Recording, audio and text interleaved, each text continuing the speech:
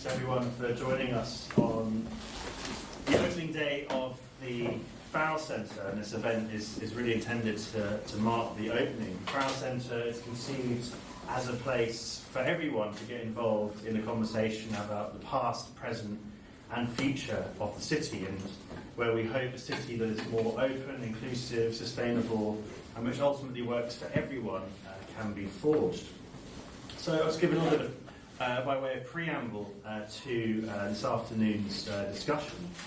The centre obviously comes into being at a critical moment, both locally and globally, where we are facing profound, far-reaching challenges at a range of scales, and whether, as the blurb for this event describes, that's in housing, broader economic uncertainties, underlying racial, social injustices, perpetual challenges of road traffic, of air pollution, and then the impacts of climate change and everything from food supply to extreme weather events.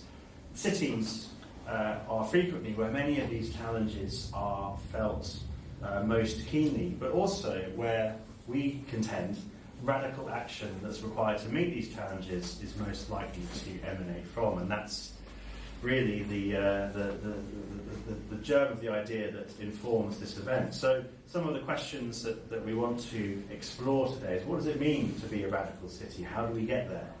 What's standing in the way? What can we build on? Where do we need to start again? It seems very fitting that we're having this discussion in Newcastle, which has at different times over its history been a radical city, I think it's fair to say.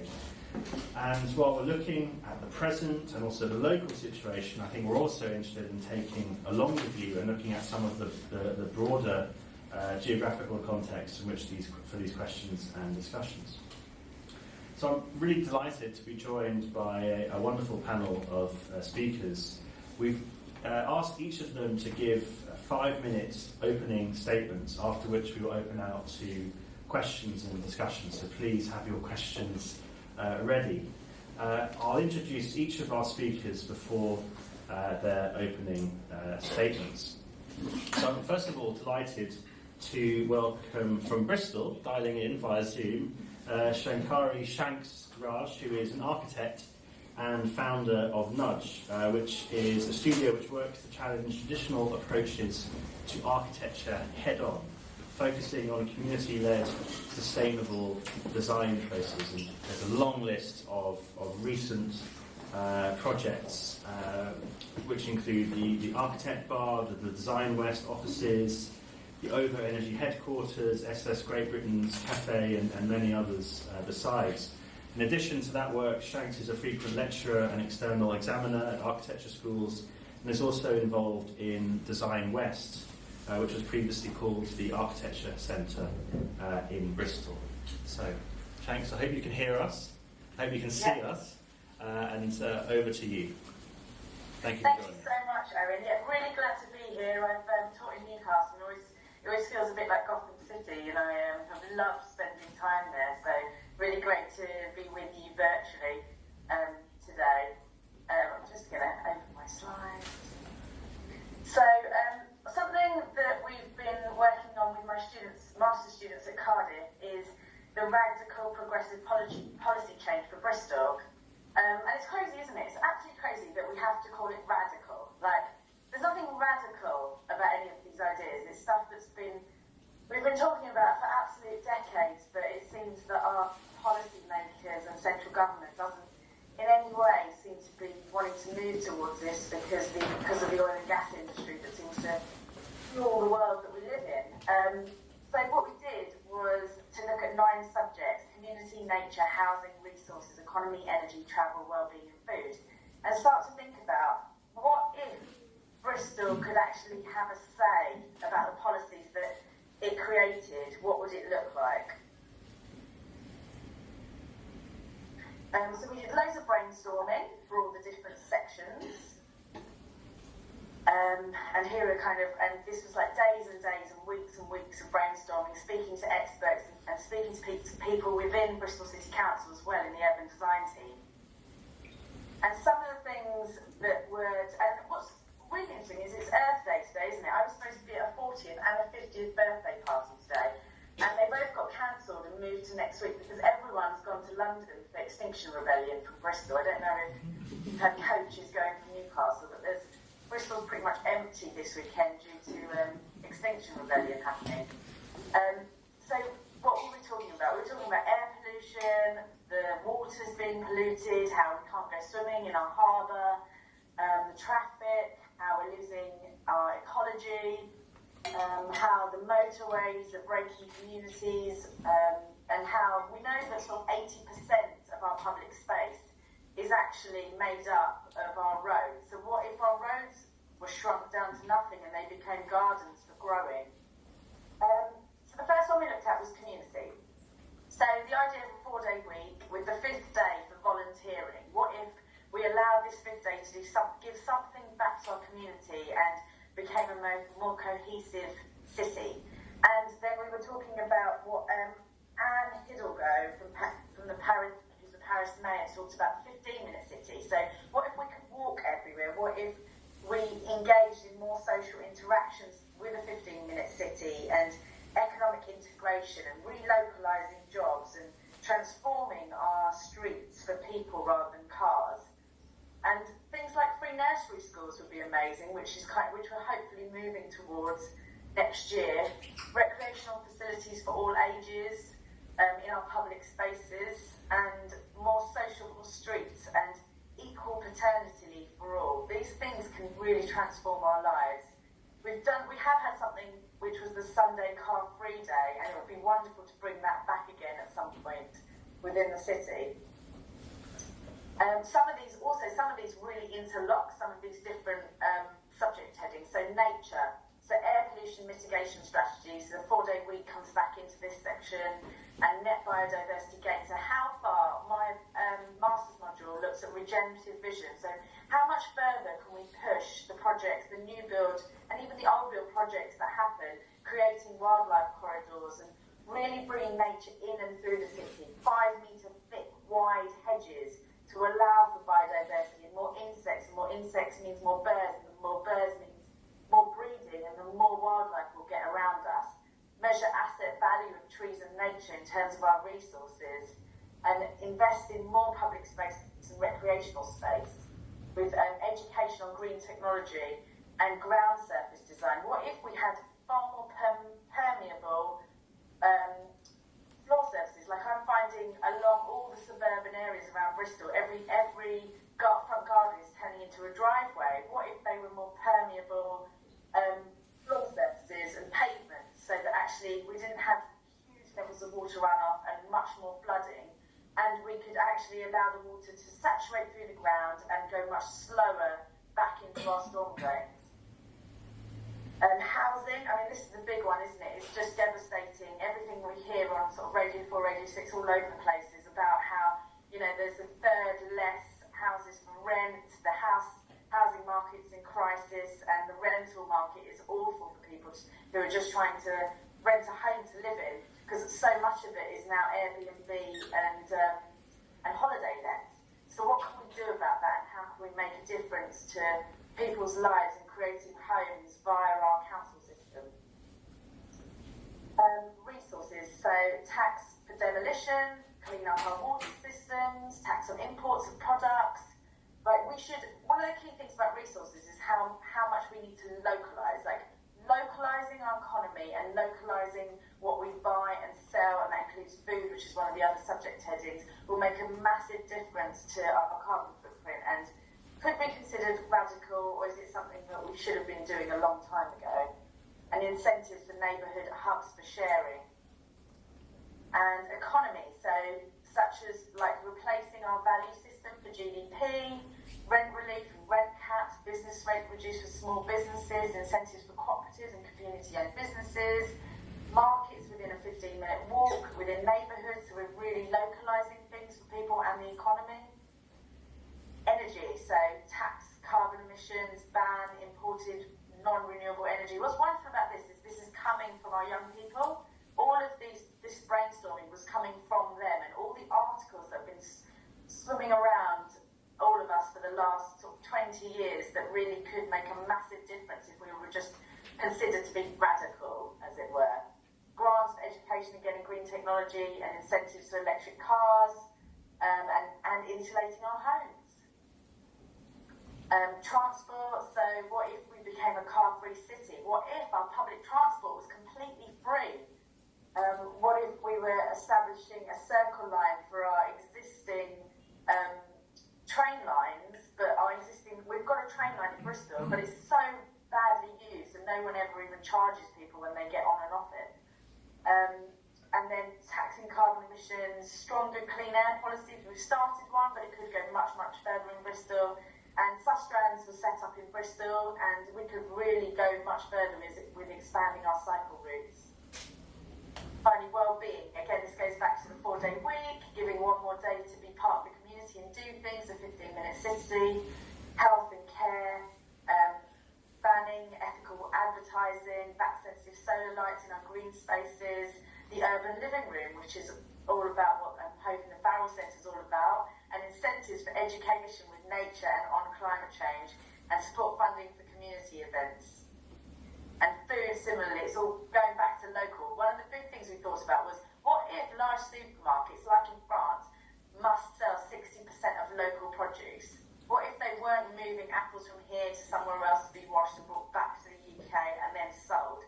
What if actually things were super, super local to where they're from, and the big supermarkets had to play a part in that, and supporting food banks as well within that system?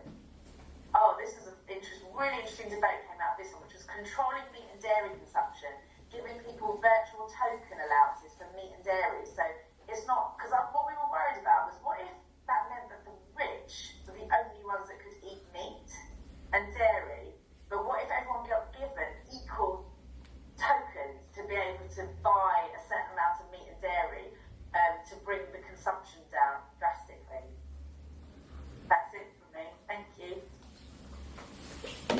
Thank you so much.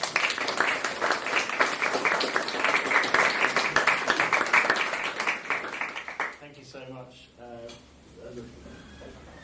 So many fascinating propositions there. So I really, look forward to discussing some of them very shortly.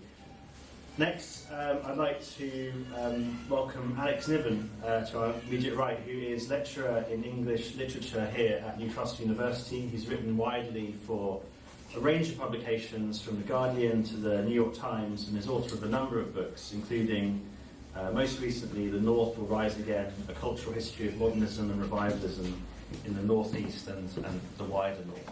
So Alex, welcome. Thank you. Thanks, Owen. As Owen suggests, hints at, I'm a kind of English literature idiot by profession, and I work on modernism generally speaking, modernist poetry, partly for various kind of arbitrary reasons, but one of the reasons I work on modernist literature is because I kind of believe in modernism and believe in the radical belief in the future that you get with modernist art and futurist art of various kinds. I think there are various sort of limitations, downsides, certainly historically to modernist art, modernist planning in cities particularly. Nonetheless, I think if we're answering this question of what is the radical city, we have to have some kind of belief in the future and some kind of belief in a radical modernisation, if not a radical modernism, a radical kind of belief in the future. Because I think we're either happy with the way things are, or we're not, when we think that things should change dramatically moving into the future. There's a useful quotation here, I think, by the science fiction writer William Gibson, who said that the future is already here, it's just unevenly distributed. The future is already here, it's just unevenly distributed. And I think this quotation is particularly true of the city we find ourselves in today. It's particularly true of Newcastle. I personally put Newcastle in a kind of category of its own in terms of British cities, along with Liverpool and Glasgow. I think, when you're in Liverpool, when you're in Glasgow, when you're in Newcastle, there's a sense that these cities are kind of different to the norm of what Englishness and what kind of our national identity is. These are cities that are kind of pointing away from England, pointing towards different ways of being, and perhaps, as I say, a kind of different and better future. I think, in Newcastle, the ruins of the future, if you like, are all around us. As Owen said, we have this tremendous heritage of modernism and futurism, and various people, artists, planners, politicians who have used technology, used very kind of avant-garde and ambitious forms of technology to transform the city in positive ways. This goes all the way back, obviously, to the Industrial Revolution in the Victorian period. Not to say that there aren't plenty of ambiguities with that legacy. Nonetheless, I think if we go to Central Station, we see this tremendous sense of idealism, ambitiousness, grounded in the capabilities of human art and human technology. Obviously, this goes feeds into the present. We have the Civic Centre outside. I can't actually see it, but I don't know if some people can sort of see it. It's there. It's definitely still there. It was there when I came in, so I'm glad to hear it hasn't been destroyed in the last half hour. I think the Civic Centre would be a classic example, I think, of the way that Newcastle embodies a kind of radical difference, a radical belief in doing things better, moving into the future. The Civic Centre opened by the King of Norway rather than the English monarchy. I think probably a sort of deliberate gesture that we want to kind of look outwards towards not just Europe, but the world as a whole. Obviously, there's also the Jimmy Carter plaque. There's a sense that buildings like the Civic Centre, and also the metro system, the metro, obviously the only rapid transit system in England outside London, I think. You've got Glasgow. Liverpool's a kind of ambiguous example of another city with a rapid transit system. But I think we have these various attempts, going into the sort of recent-ish presence of a radical belief in the future. But of course, coming back to that William Gibson quotation, the future's already here, but it's unevenly distributed. And I think that's the kind of darker side, if you like, to our kind of heritage of idealism and even utopianism in Newcastle, and this kind of radical belief in the future. It's not distributed evenly. We don't live in a society where anything is distributed evenly, but particularly this kind of belief in a better future. We find ourselves in the 2020s, living in the wake of the 2010s, this kind of devastating period for lots of parts of the country, but perhaps Newcastle in particular, the time of austerity, the time of kind of swinging government cuts. The legacy of this period is felt negatively, I think, both in the fact that the Tyne Bridge is kind of dilapidated. I think the council are just about to get around to kind of painting it, but it's been a bit of a struggle, and I think that's a kind of symbol of the sort of decay of our modernist heritage. And of course, we also see it in the kind of harrowing statistics about poverty. The constituency that we live in now, I think, has something close to 50% absolute child poverty. So, what does the radical city mean? I think it has to ultimately mean a radical political solution and radical political reform at national level. That might sound like a simple and obvious point. It might even sound a bit unrealistic that we're ever going to get that, but I think that is a kind of fundamental truth of where we find ourselves today. We can only do so much ourselves in the city. We need a radical solution at national level politically if we're going to have a truly radical city.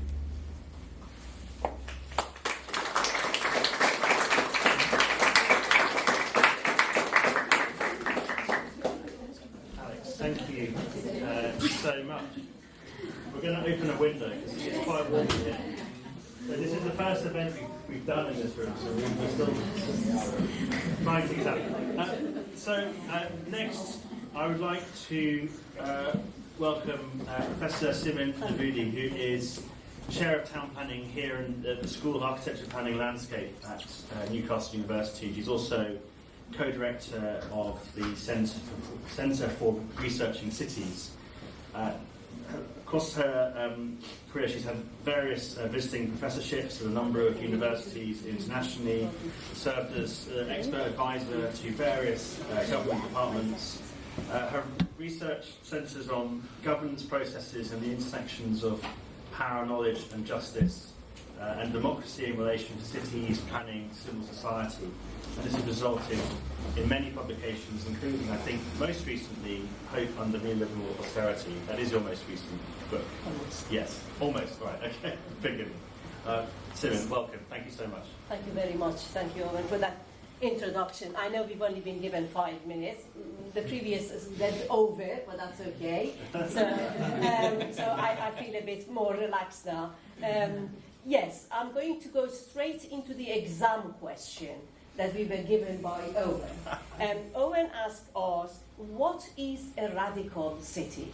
And like very good researchers, I'm going to answer the question by asking another question. What do we mean by radical? And I think my previous speakers sort of trying to kind of articulate this idea that what do we mean by radical? So, do we mean sudden and large-scale changes as opposed to incremental and small changes? Do we mean starting from scratch and on a blank canvas, like Oscar Niemeyer's Brasilia, which in fact, as probably people in this room know, was imitated to turn Newcastle into Brasilia of the North? Or can a city be radical while growing organically and incrementally? Is it possible for a city to be radical but not sustainable and not just? So, of course, these are a lot of rhetorical questions that I am raising, but I'm doing that to suggest that if we are going to use the term radical, we need to liberate it from its modernist baggage of top-down, elitist, and alienating urbanism. The kind of stuff that was promoted by avant-garde architects and planners of the mid-20th century. And one way to do that, if we're going to liberate it, one way to do that is to look back at the Latin origin of the term radical. Radical means root, which is quite nice actually, because it implies that a radical city is a city that starts from the roots and by grassroots. It is co-produced by communities. That there is no single, unified, predefined model of a radical city, but rather multiple and in fact different types of radical cities that are being made and remade every day from the ground up. And often by those people who are disenfranchised from the formal and institutionalized processes of city building. So if we see it in this way, the meaning of radical, then radical cities are everywhere. We don't have to look very far to find them. We can find them in every and each city around the world. Some are highly visible, like the informal settlements in many cities in global south, which have long been, by the way, dismissed by Western views of ideal cities, the kind of cities that Le Corbusier loved to see as chaotic and disorderly. Other types of radical cities are invisible. They are taking place under the skin of the city and through everyday spatial practices of a wide range of actors. What makes them radical is their resistance to a status quo.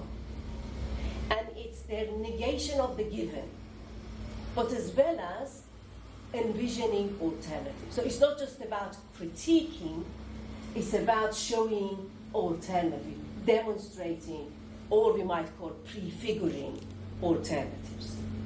It is this questioning of the taken for granted assumptions, as well as prefiguring of the future, but in the here and now, which makes them radical. And of course, all of these practices that are happening everywhere are inherently political, as other people said, and because they engage diverse interests and values, and all of them are competing for position of dominance. And there is no way out of that. It's going to be always like that, as long as it doesn't get antagonistic. Now, quickly moving on, reflecting on the other two exam questions. How do we get there? And what stops us from getting there? Okay, I'm going to say, in terms of how do we get there, I'm going to say that radical cities are not destinations. It's not about getting anywhere, but they are journeys over very rough trains. They are not end-state places to be reached one day, at the end of the rainbow or something. And usually, in the past, according to a grand scheme and some rigid blueprints. And they are certainly not that city on the hill, that gleaming edifice that fascinated every utopian thinker since St. Augustine and Plato. They are rather ongoing, politically contested processes of making and remaking city through myriads of often small actions that take place in the blind spots of existing power structure and in the cracks in the system. And what might stop us from engaging in these processes is, in one word, the colonization of imagination. It is that creeping pessimism and an absence of hope for the future, obviously for good reasons, in the face of a spiraling crisis that we are witnessing, which might stop us engaging in those processes. And this can diminish our ability to imagine places that do not yet exist. So another quotation from another philosopher, Ernest Bloch, it says, future is an unresolved present. So we can bring it into the present and actually take action on it. And we can, just to paraphrase a very well-known geographer, David Harvey, there is a risk that the sclerosis apparent in our cities might begin to reign in our heads as well. Thank you.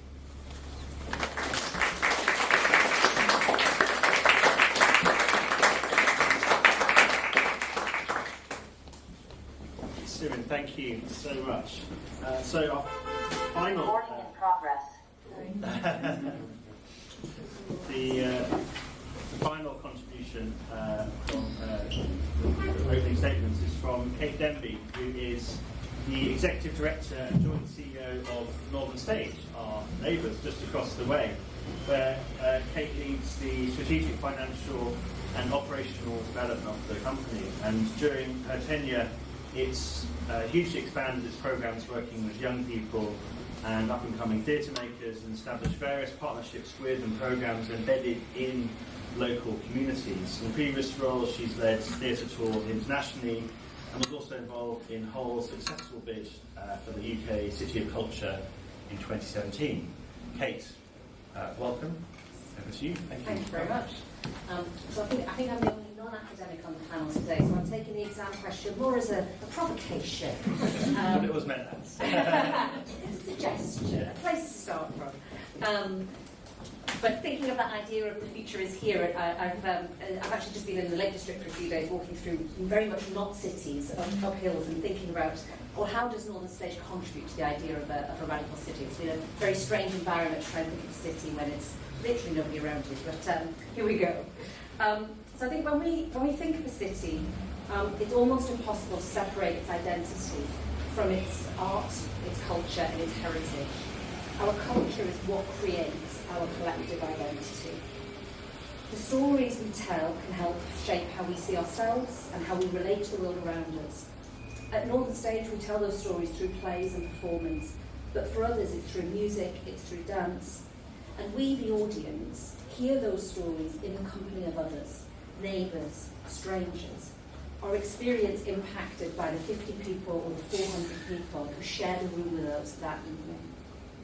The stories we tell might be local and personal, like Close the Coal House Door or The Last Ship, stories that reflect on our past and help us to process the change our community has experienced over generations. Or contemporary stories, like the forthcoming I'm Daniel Blake, which holds a really uncomfortable mirror up to our present, where today 42% of young people in Newcastle are living in poverty. Or there might be the news stories, the as yet unthought of stories, the stories that help us think and imagine about the new futures and how we might craft our radical city of the future. But our cultural spaces also bring stories from across the world to our own making. One of the most memorable productions from recent years that we had was a show called Minefield. 6 veterans from the Falklands Malvinas War, 3 British, 3 Argentinian, who once faced each other on either side of a battlefield, now shared a stage and recalled their collective war, a war that continued to affect them long after hostilities ended. I've never seen so many squaddies in a theatre before. Some with their families, some with old colleagues, some alone. And many of them stayed for the nightly post-show discussion, grateful to see their story of this long-ago conflict on the other side of the world being shared with neighbours, being shared with strangers. Our culture is our experience, and our cultural buildings are spaces for public congregation. As public spaces are increasingly privatised, cultural buildings are spaces that give shape and location to debate, to ideas, for building that collective experience. So for most modern cultural organisations, our responsibility to our communities, to our city, reaches far beyond the walls of our building and the stories that we tell on our stage. Northern Stage is a charity with a mission to serve our region through arts and culture, and we think of ourselves as custodians of a civic asset. The organisation belongs to all of us, and we, as the leaders of that organisation, have a responsibility to ensure that the work we do in the building and with our many communities is aligned with the ambitions and the need of our city and our region. So as we look to the future, there are 3 themes and priorities that we've been looking at, around which our work naturally gravitates. And it's been so interesting listening to the other speakers, because I think a lot of these actually speak to this idea of what is a radical city. So the first is around the skills agenda, which is at the centre of the region's economic ambitions. And the creative and cultural sector is one of 5 broad sectors that have been identified for this region. So we're thinking a lot about how the work that we can do off stage can help secure better outcomes for young people and invest in skills to support that local economy, to support that future of our city. Only a third of young people, a third of children from low-income families in the north of England get 5 GCSEs, compared with almost half of similar pupils in London. But students from low-income families who take part in arts activities at school are 3 times more likely to get a degree, twice as likely to volunteer, and 20% more likely to vote as young adults.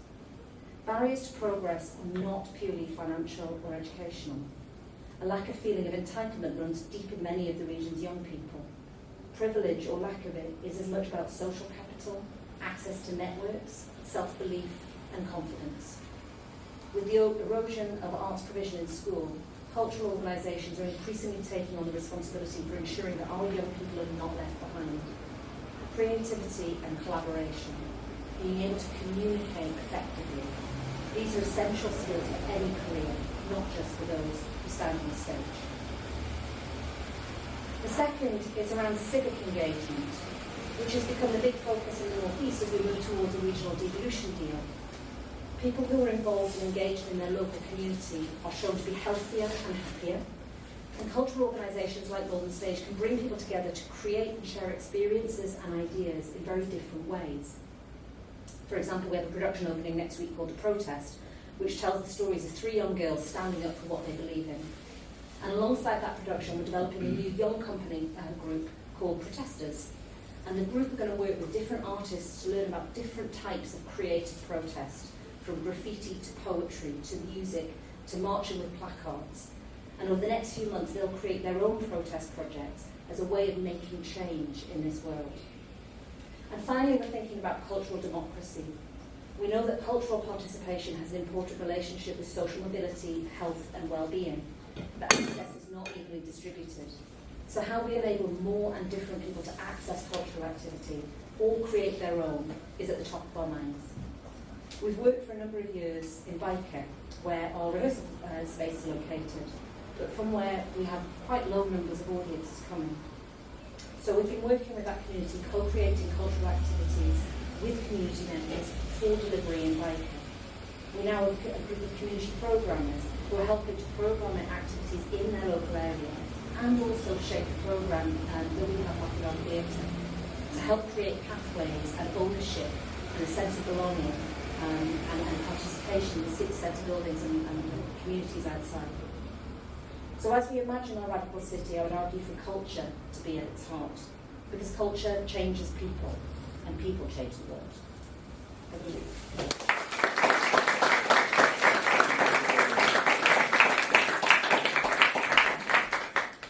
Just let's sort this out for a second. All right.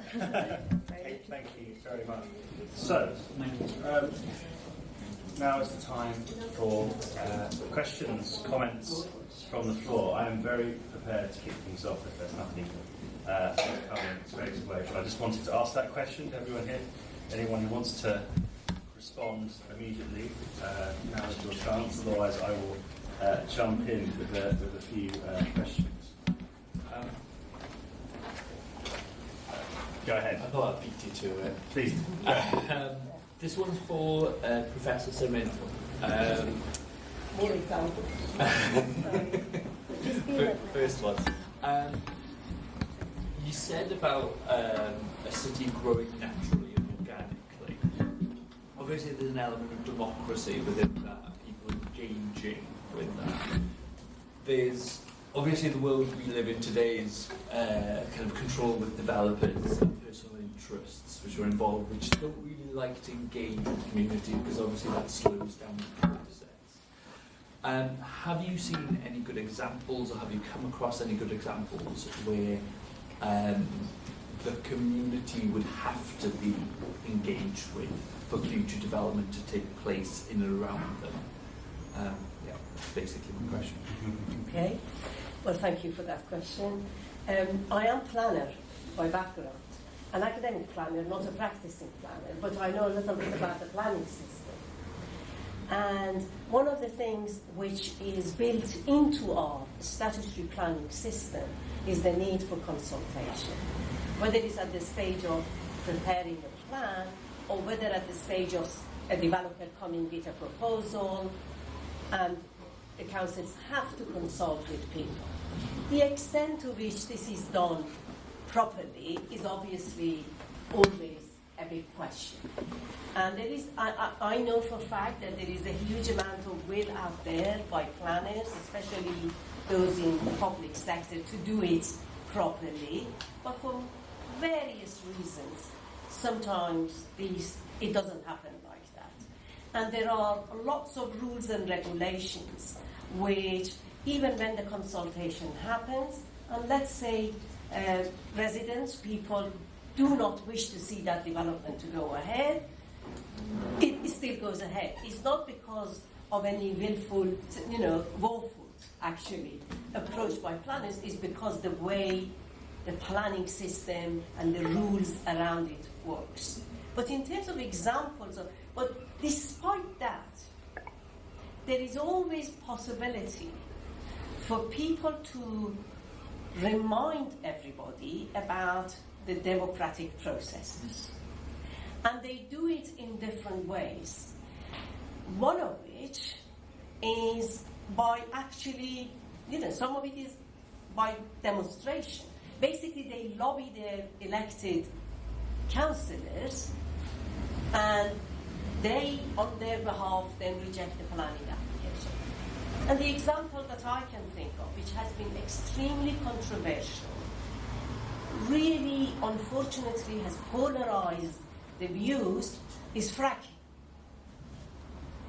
Since 2009, when it all started, three times since then, the government has introduced a moratorium, a ban on fracking, and 3 times they have said, no, it's no good, we're going to start it again. And it's all because huge number of people, and it's not just the local people, not in my backyard, it's a national issue. And a lot of reasons, one of which, obviously, for me, is maybe the most plausible reason, is to do with climate change and why do we want to introduce fossil fuel energy. So there are ways that people can still, bring the democratic institutions into account. Thank you. There is a question. Okay. Yeah, it's a question actually I think for Professor Shanks, but maybe others on the panel can address this. I mean, I can understand the point that was being made about the demolition tax, as part of our decarbonisation efforts, but to some extent, surely we've got to be moving towards repurposing city centres. I mean, here in Newcastle, we've got one of the country's least run-down city centres. We've got very few empty units compared to most city centres around the UK, which are running at about 15 to 20% empty units. But even here, I mean, just walking through the town centre today at the end of the precinct, I noticed we've still got a massive big empty Debenhams store. Now, given the way that shopping's moved, that is never going to be reoccupied by a retail activity. So maybe it is time to sort of bite the bullet on this and say, well, we do need some demolition in city centres to repurpose that space which we've got for something else, maybe housing, a desperate shortage of housing. So why not be getting rid of all those big department stores we once had? You can't just repurpose the existing space, it has to be actually rebuilt. So just a thought there. Shanks, how much of that did you hear? I think you're just muted for the second. Oh. Come in. Shanks, if you unmute yourself.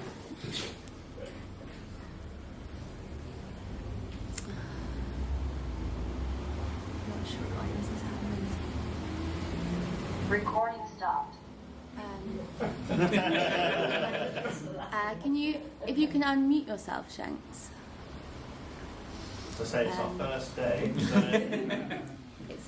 We might have to pause for a second. If someone else can take over, anyone else like to respond to that question? About the city centre. It's a really fascinating one. Yeah. I've made a case of culture here. Yeah. It's interesting that you talk about. Well, yeah, it's interesting you talk about that area. The council designated that area a cultural and creative zone, and so they're directing a lot of money towards. But it's exactly that issue, that the recognition that the shopping is gone and it's not coming back. And when we look around, you can look around Oosburn, you can look at down the quayside, and the whole purpose of cities of cultures are around using culture as a tool for regeneration, of creating new, reutilising new spaces. And whether or not they need to be demolished is a bigger question there, but often those buildings can be repurposed. One of the reasons why they created a cultural and creative zone is that when you had large spaces like in Pilgrim Street, these huge buildings that were being emptied, they were targeted, there was noticed they were going to be demolished in time. They became meanwhile spaces, and they were populated by artists, and these amazing artistic and creative communities grew up, but they were always temporary. And they were kicked out as soon as a developer wanted to then go and do something with that building. And so part of the purpose of this cultural creative zone is to say, actually, how do we direct the attention of council and landlords and government funding into creating more permanent spaces for cultural activity, knowing that the benefits of culture then attracts others, and can attract new types of business and new types of living environments that then make them desirable places to live and to occupy again. Shanks, you're back. Yes. Did you hear the question? Because it was directed at you. Yeah. Do you want to just quickly okay, so quickly you mentioned about demolition tax, okay, which I get from the decarbonisation perspective. We don't want to be demolishing established buildings which have got so much locked in carbon within them. But given the radical changes been happening in retailing and the disappearance of retail from city centres, we have the hulks of old stores as we do here in Newcastle. And Newcastle is by no means one of the worst. It's probably one of the best city centres in terms of the occupancy rate anywhere in the UK. But we've still got the hulk of the big old Debenhams, for example, here, which you cannot easily repurpose, perhaps. Although a colleague here is suggesting this might be repurposed of cultural space. But given the desperate shortage of housing, maybe things like those old Debenham stores, of which there are 200 around the country that are lying empty, need to be demolished, and we need to be recreating them as housing. Good question. We've got a Debenhams also in Bristol City Centre with exactly the same problem, with people proposing sort of 25-storey tower at the moment for it.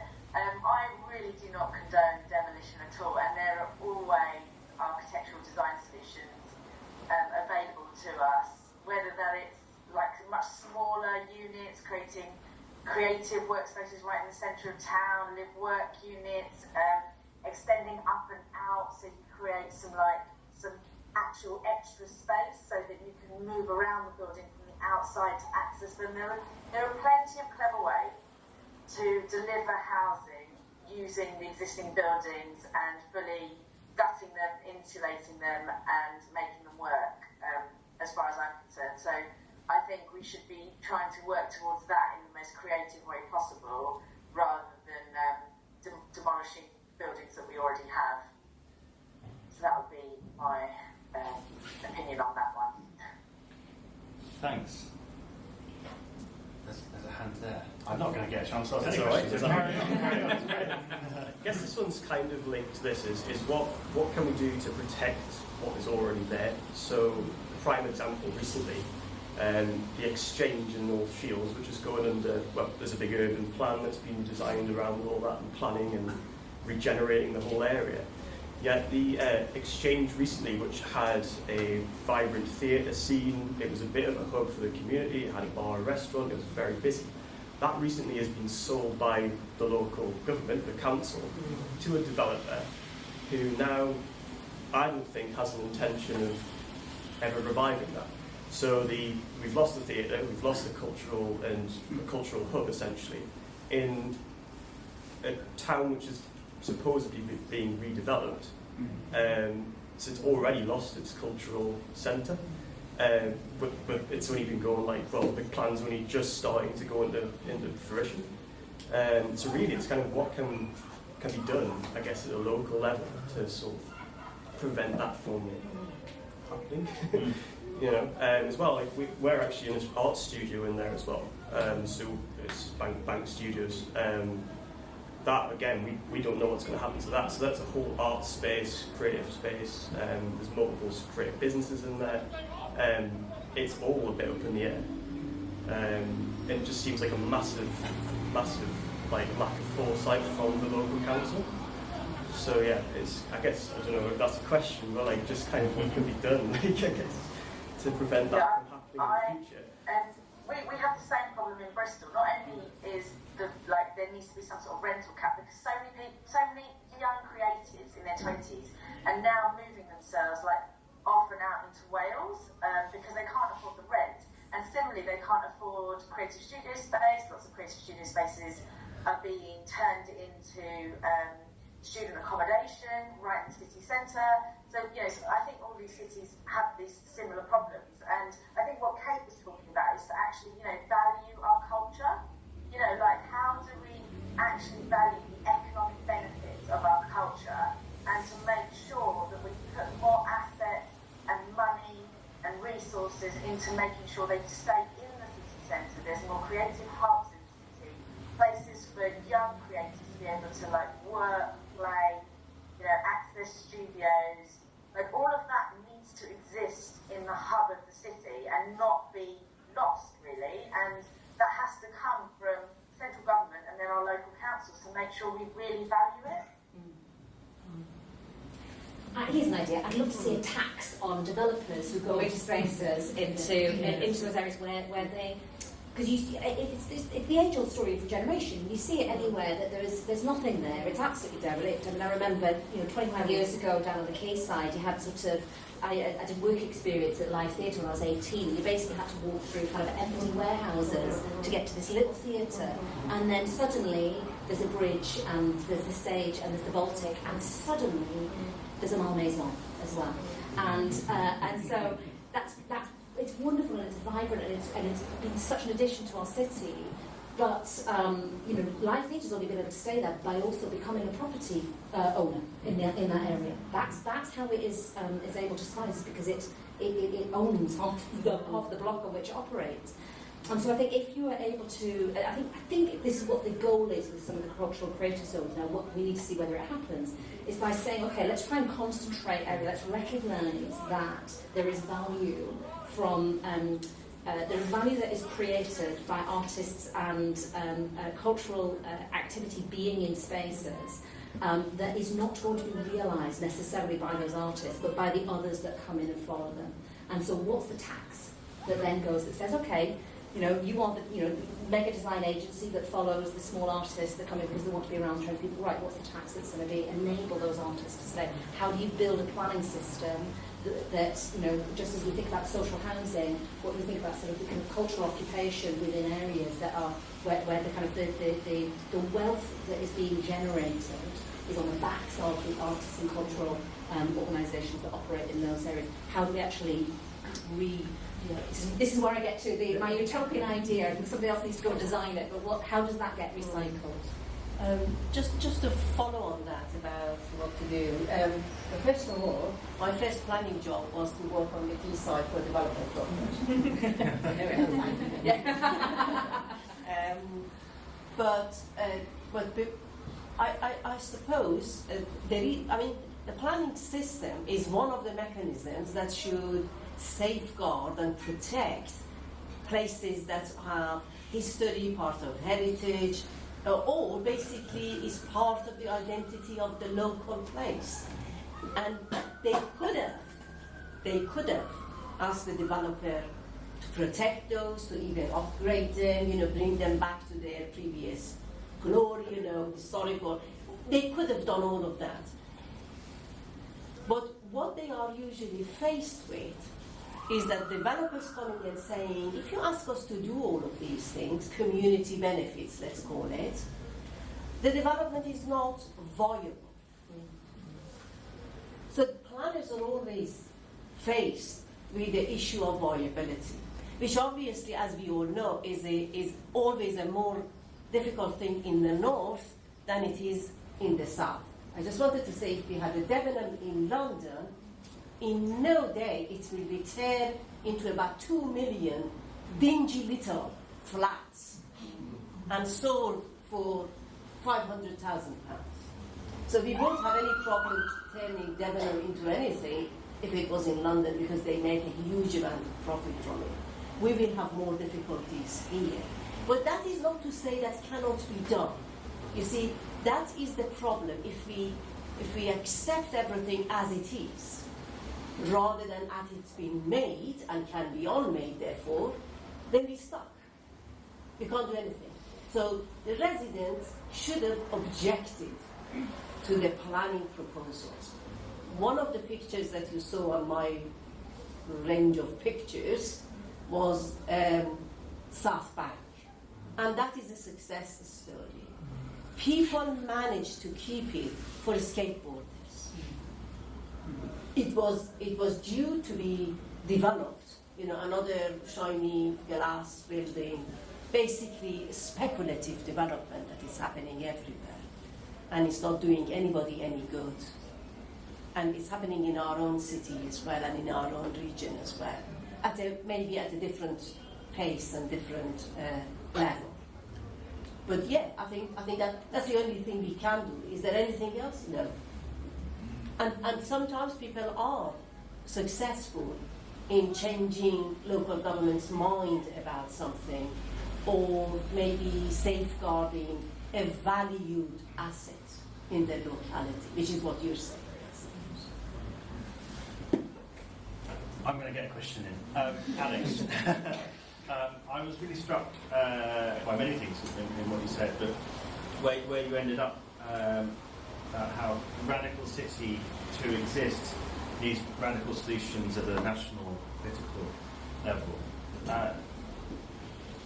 Yet you've written in your recent book, and I think elsewhere, very evocatively about the role of local government in Newcastle, particularly T. Dan Smith, a controversial figure, of course, but you've, I think, done a very compelling kind of revisionist take on him to look at setting aside some of the more challenging aspects of his legacy, to actually look at some of the things that he's done, that he did to shape the Newcastle of today hugely for the better.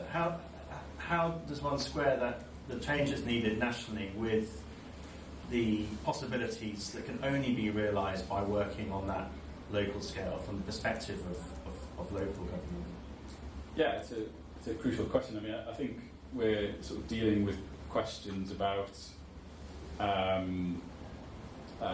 moving away, I guess, to moving higher and broader to questions about devolution, questions about our kind of the relationship between our national structures of governance and our local structures of governance. I mean, I think one interesting thing about the post-war example in Newcastle, for example, embodied in the case of T. Dan Smith, but there are other examples throughout the country, is that form of empowerment of local government, I guess, there was a sense that was going to lead to a radical devolution of power to the regions. T. Dan Smith, for example, along with lots of other people, was part of a report called the Redcliffe Maud report, this kind of big report that talked about different ways of dividing up the country, ultimately quite kind of watered down. But paradoxically, that whole kind of moment and movement in local government was enabled at national level.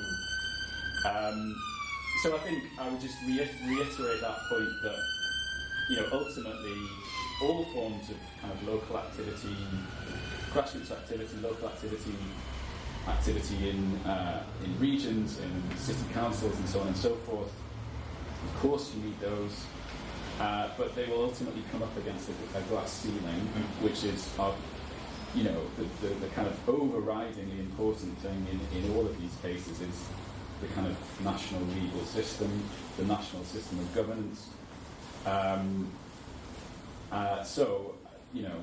In the case of the kind of post-war, the kind of positive developments, contentious in some ways, but positive in others.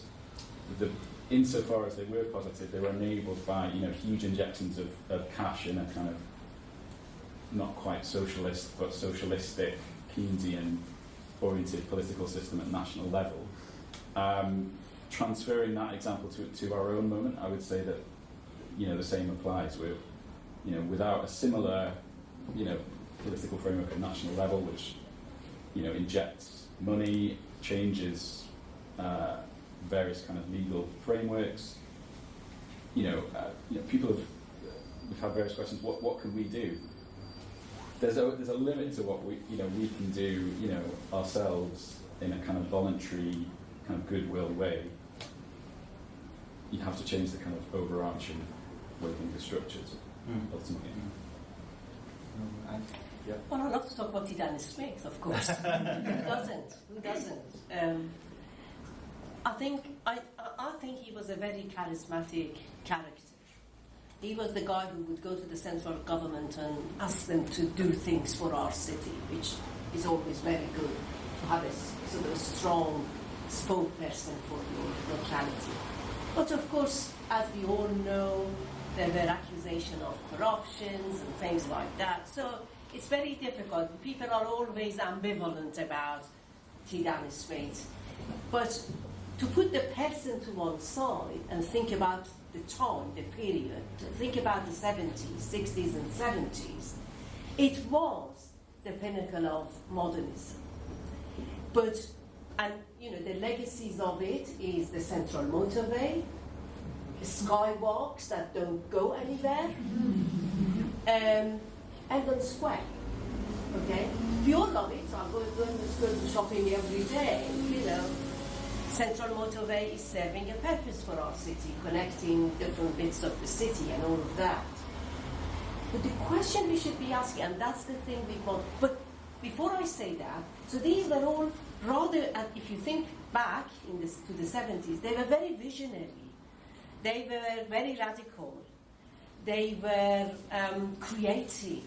There was a lot of buzz around, okay? But the problem is the way they did it, okay? They did it, and again, I'm a planner. Planners sitting in their offices and thinking, we know best. We know what's good for people. This is the best thing. Le Corbusier told us this is how we do things, and we're going to do it. And they got it wrong. I mean, could they not do all these interesting stuff, shopping mall and everything, but without demolishing the whole swathe of Georgia and Newcastle? Could we not have a York, city of York sort of environment? Why should Eldon Square look back at the streets? When I first came in the 80s, it was like a fortress. You couldn't get into Eldon Square apart from that one door.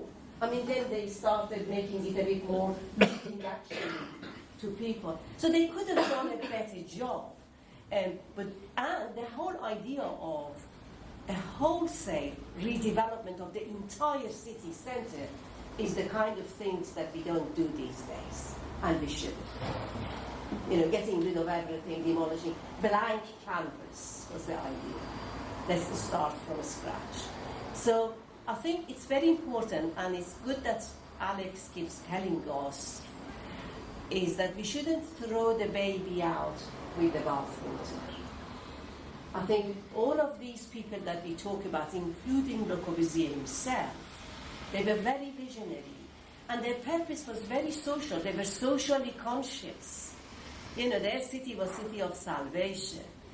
But at the same time, the way they did it, elitist, alienating communities, destroying communities, the way it happened. And I think it is those things that we have to be very careful not to do it, not to think that this is it, this is how it should be because I know better, and let's just go and do it. I think we've learned that lesson, I hope.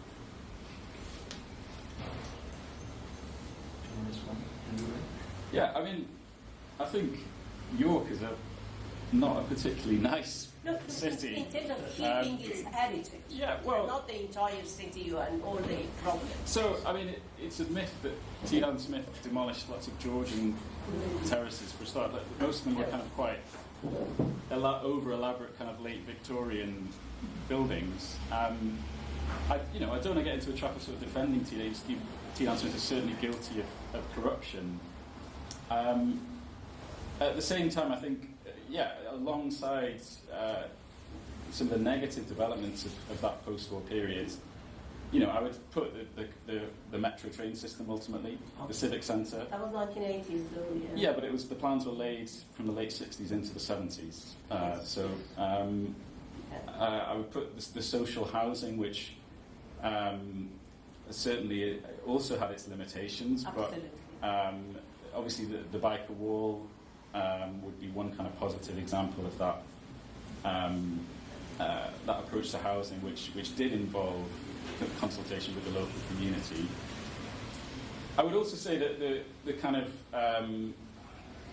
the model we have at the moment is a kind of right-wing version of it's also very opposed to modernism and the kind of Corbusian ethos, if you like, which is about not having any kind of central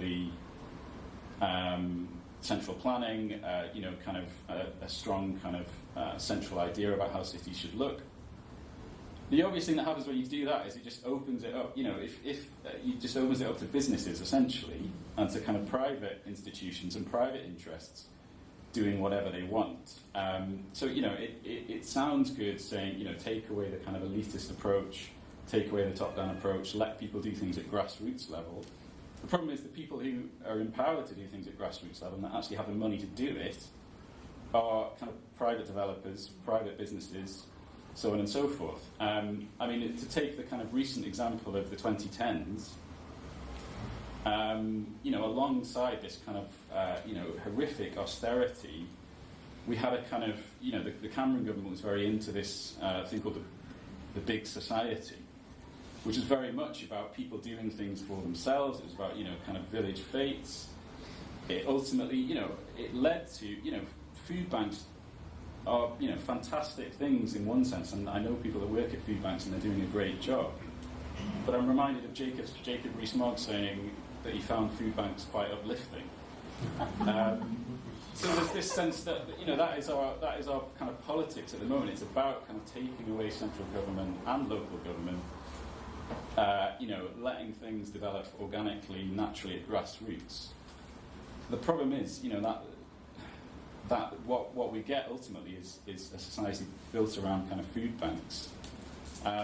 So I absolutely would agree that there are huge limitations to the kind of post-war and the kind of broader modernist project. Nonetheless, I think there's something to be recovered from that, which is about empowering things at a kind of more macrocosmic level, and I think there are limitations to saying just let people do what they want at a local level. Things have to come from the grassroots. I think things ultimately do have to come from the grassroots, but they also have to be empowered at a larger level and kind of structurally and politically. This is like real broad, so I apologise in advance. I was wondering what you're thinking, like children's places in a radical city. So I know you mentioned the protesters group that you've got going on, and there's some cool stuff planned like here in this building. But yeah, what children's place in a radical city is, both in terms of like their physical space and places, and also in terms of shaping it and being involved in all processes. Sorry, I did say it was my No. I think Kate's going Well, to different places. I think it is.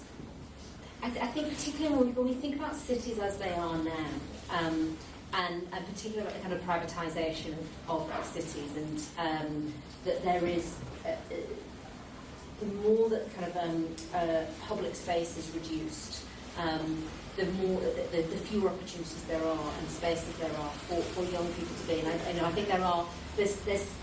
And I'd say what I'd probably look at adolescents differently to young children, because I think once you start getting into that sort of 12, 13 plus, young people just being, and just literally just being a group of 13-year-olds or 14-year-olds are immediately seen as threatening what you're doing, and it's policed and it is and it's observed, because these are private spaces for business, for consumption, for it's consumers, and a 13-year-old isn't going to have their own cash to go and buy a telly at Curry's. They don't have the means to operate and to access and be part of that space in the way it has been designed. And so, I suppose that's it's coming back to the kind of the potential of cultural spaces. And when I think of cultural spaces, I don't necessarily just mean big theatres like Northern Stage. We are institutional in our own way. But thinking about what other spaces for young people to congregate. Down at in the city centre, they've created sort of youth hubs, just spaces for young people to come and be, whether it's before the building was knocked down, Tyneside Cinema had a space for young people to do filmmaking at the bottom of the Pilgrim Street building. Again, it's places where young people were welcome and were able to occupy. And again, I think it's how you build that into the the planning, the zoning, the guidance around how spaces are used, and I really hear you, Alex. That how do you strike that balance? That if there isn't some kind of intervention, if it is just a completely hands-off, the only people that will win are people who have the money to dictate what happens there. And so it does have to be that question of, well, how do we think? How do we as a society want young people to be able to operate in those spaces? Can I just come in? I think that's a very good point to make. And we did a small project, and we went around and asked people, actually in Newcastle, what is a good city? We use the word good rather than radical. So, and then it's fascinating, and we did a short documentary. Hopefully, at one point, it will be screened on the biggest screen here. But people came with all kinds of really interesting ideas about what they think is a good city is. And one of the people that we talked to, and it's one of our own colleagues in the education department, if I remember what he said correctly, but I loved what he said, and I think he was using a kind of a proverb or something, saying it takes a village to raise a child. And then he said it takes a city, maybe, to raise a child, which shows the significance of why a good city should be a good city for children. So a good city is the one that provides opportunities for children to grow up, to get educated, to have health, and basically for social mobility for children. So I suppose you're quite right. I mean, if that doesn't happen, then a city cannot claim to be good or radical or anything if the children in the city are not sort of experiencing that. So I think it's a very good way to think about cities. Go there first. I've already had you go. You've had your go. Exactly. So we talked about asking local government to recognise the cultural benefits. I was wondering if we could apply that into green infrastructure, just because we've been so focused on built infrastructure so far. So any thoughts, experience, opinions? Very welcome. A good question, because it's Earth Day today. Yes, exactly. Shanks, do you want to come in on that? Did you hear the question? Yes, I did. Yeah, in terms of green infrastructure, we're actually doing a workshop shortly on green blue infrastructure. So I would say it's also about blue infrastructure because to increase biodiversity, it's also about sponge pools, and it's about how all of our cities through industrialisation have really been built around rivers. So what's the likelihood of all of our major cities across the world flooding? Very, very high. So we really need to prepare for flooding, but also for creating an infrastructure that really does consider our wildlife and increase it. And a lot of that is actually mapping the wildlife corridors and increasing the diversity, and also thinking about flooding alongside that. So it's the kind of blue and the green combined, and creating the kind of the sponge pools, they call it, where it's the reed beds and the filtration systems. And we know that there's only 2 rivers in the UK that are clean. So we've got a lot of work to do to clean up our rivers, but also clean up our soil.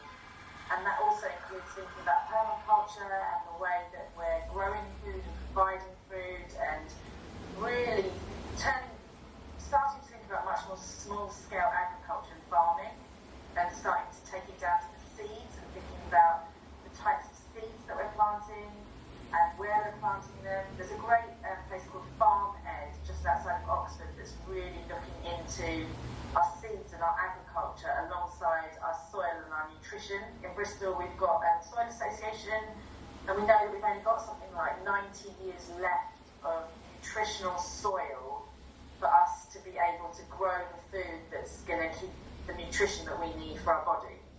So within the next 80, 90 years, we're going to have to move to eating insects and bugs for protein, seaweed. That's going to be like our main source of food. And if you ever get to Pembrokeshire, there's an amazing bug factory in New Zealand museum and restaurant where they're like growing the bugs. There's a restaurant to eat the bugs, and yeah, you can kind of wander around and take children if you want to. But yeah, it's all kind of happening. But the only way is really to look at our soil and our nutritional content, but also like increasing biodiversity everywhere. Everywhere we look, down to our driveways and our streets and our roads and our parks. We're going to draw things to a close shortly. I just want to jump in with another question, which I guess follows up from that point in a sense, but kind of connects to some of the other things we've been discussing. Is the kind of resistance to some of the changes that are required? Because, you know, asking people to eat insects is not necessarily an easy conversation to have, but thinking kind of, well, the city generally, we've seen lots of controversy and protests about low traffic neighbourhoods. I mean, in Newcastle, but elsewhere too. There's been the sort of right-wing populist appropriation of the 15-minute city concept, which is not a radical concept by any means. It's a pretty common sense, straightforward idea.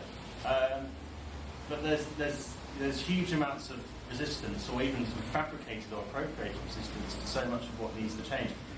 How do we, and this is a question to all of the panel in a sense, how do we deal with this? How do we tackle it? If you know, forces are lining up against even the most straightforward and self-evidently sensible things that we're doing to improve the city. Can I have a go at that? Have a go, please. Yes, you're right. And we've all heard in Oxford 2,000 people came out, you know. But let's take a step back and see how this happened. Which tells us, again, it's about how do you go about doing something? And to what extent you try to bring people with you, along with you, when you decide, when you are doing what you think is a good thing, like low traffic and whatever.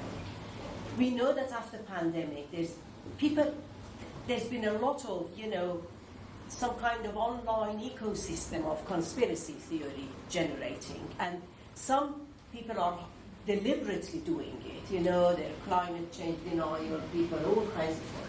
But there are ordinary people, if you like, who then get on this social media and then get brought into and start getting scared. So if you read a bit more closely to the story, is that people were told that Oxford is going to be divided into 6 fenced zones of 15-minute city. Nothing coming in, nothing going out. And everything is going to be monitored by surveillance. Massive. So people are saying, Big Brother is coming, they're going to look at my place and I'm going to get a fine, and obviously scared, and the whole hoo-ha began. Is that the right way to do something? And they're not doing 15-minute city, by the way. They are not doing that. They are doing traffic calming measures. And they're telling people, you can only bring your car so many days, so many not days, and so on and so on, and we're going to watch you, and if you get a foot wrong, you're going to get fined. You know, this is, again, I would say, an example of how not to do something, even if the intention is good. You know, and how do you preempt the conspiracies? Did they actually go out, the traffic calming engineers and managers, did they go out to those neighborhoods and say, look guys, we're going to do this, what do you think, what issues are important for us to consider, and bring people with them and come up with a different... And that is why I'm saying that if you go hard with the stick and not the carrot, by the way, they're not going to have everything in 15 minutes anyway, but they just don't have to use their cars. That's what it is. And if that is what you want to achieve, I mean, is this the way to go for it, or should you really? So it is, and if you do it, you're right, Owen. Things become antagonistic. Basically, people, instead of actually going to the town hall, talking about it, they'll go on the street and demonstrate. And the answer to the demonstration is that we're going to take you, we're going to arrest some of the protesters. So the whole thing gets completely out of the democratic ways of resolving conflicts. There's going to be always conflict. Not everybody's happy with insects or whatever.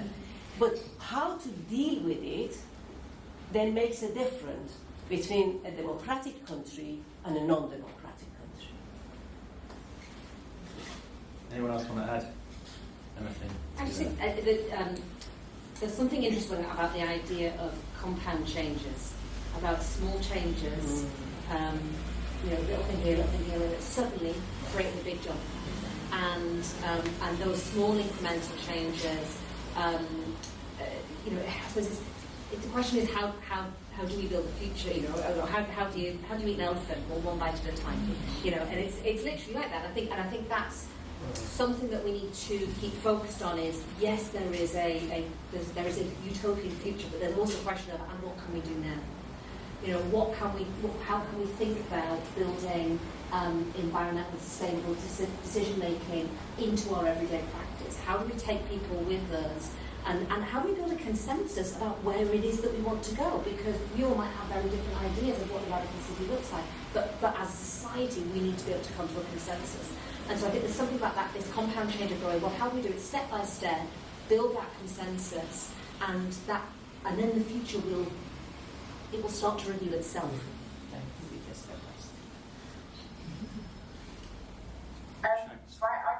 My thoughts on it is, I guess, the conversations around where does the control lie, and who's actually in charge and in control, and issues around our advertising and our marketing and our newspapers and fake news and our governmental system at the moment. I mean, there's so much there that's wrong right now that's impacting the way things are. Really recently I got asked to comment about why 63% of all architects, qualified architects, were based in London or the South East. And a couple of weeks before that, I was doing RIBA, Royal Institute of British Architects Awards, and so I was in the South and the South East. And the wealth of money that's coming out of London is just unbelievable.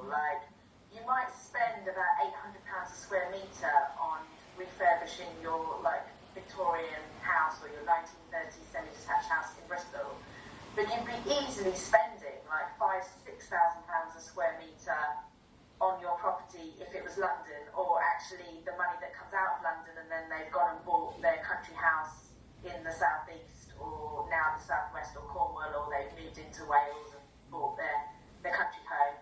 And I mean, all of those things are a massive problem. There is so much money floating around, and so much of that money is coming out of London.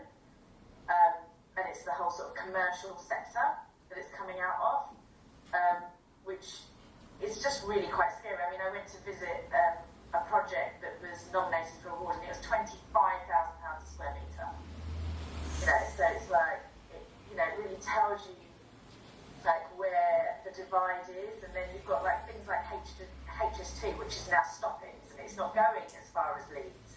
And it's just even those small things to try and make society a bit fairer and to give us a transport system and go up to the north has been cut.